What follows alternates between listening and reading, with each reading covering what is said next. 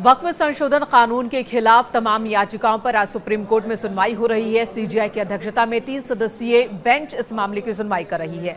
सबसे पहले कानून के विरोध वाली टीम की तरफ से कपिल सिब्बल आते हैं, दलील रखते हैं। उन्होंने सबसे पहले बताया कि यह कानून अनुच्छेद 26 का उल्लंघन है और इस पर सीजेआई की ओर से कहा गया कि देखिए वक्त बहुत कम है, आप वही बातें कर रहे हैं जो पहले से ही याचिकाओं में लिखी हुई है, तो आप कुछ अलग दलील रख सकते हैं तो दलील रखिए, या फिर जो दलील इन याचिकाओं में है उसका पक्ष आप मजबूत कर सकते हैं तो वो तथ्य रखिए।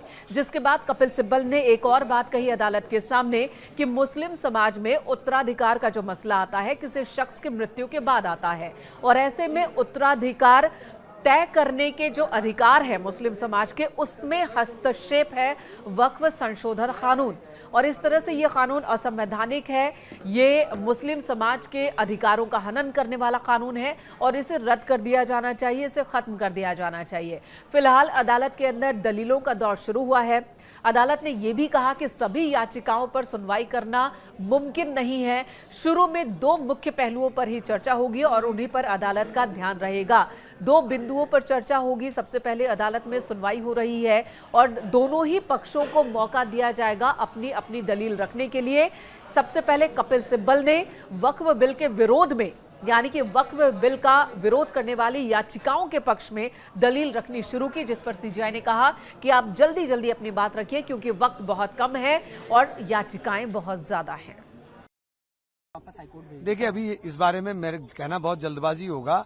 अभी सुप्रीम कोर्ट में सुनवाई शुरू हुई है। सुप्रीम कोर्ट क्या फैसला करते हैं, क्या नहीं करते हैं, उसके बारे में अधिवक्तागणों के साथ मशवरा कर ही तभी कोई बयान दे पाएंगे। इस तरह बयान देने से तो कोई मतलब नहीं है।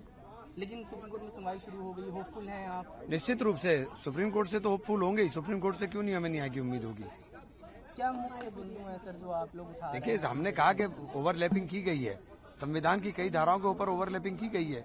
जो संविधान का मूल है, एक राइट टू इक्वलिटी की बात जब हम करते हैं, सबको समान अधिकार की, तो हमारे अधिकारों के ऊपर बुलडोजर चलाया गया है। देखिए, सीधे तौर के ऊपर कई सारे आर्टिकल्स का वायलेशन है जो एक्ट बनाया है। इस तरह के एक्ट में इतने सारे, अगर आप संविधान की धाराओं का उल्लंघन देखते हैं, जाहिर सी बात है सुप्रीम कोर्ट ही एक आखिरी उपाय बचता है, एक आखिरी रेमेडी बचता है। भेदभाव से भरा कानून, सीधे तौर के ऊपर विवादास्पद कानून, जिसमें आप जो वक्फ का जो मूल ढांचा है उसको हिला के रख दिया है सरकार ने।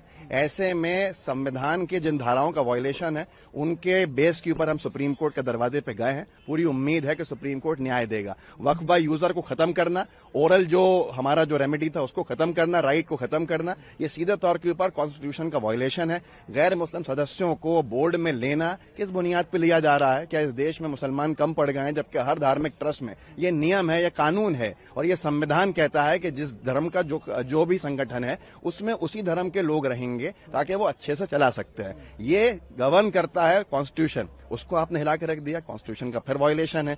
ऐसे में कई सारे ऐसे उल्लंघन हैं, जैसे लिमिटेशन एक्ट का लगाना। लिमिटेशन एक्ट के बाद कितनी सारी ऐसे लोग हैं जो संपत्तियों को खाने के लिए आगे आ जाएंगे, हड़पने के लिए। जब लिमिटेशन एक्ट लागू हो जाएगा, धार्मिक ट्रस्ट में नहीं होता था।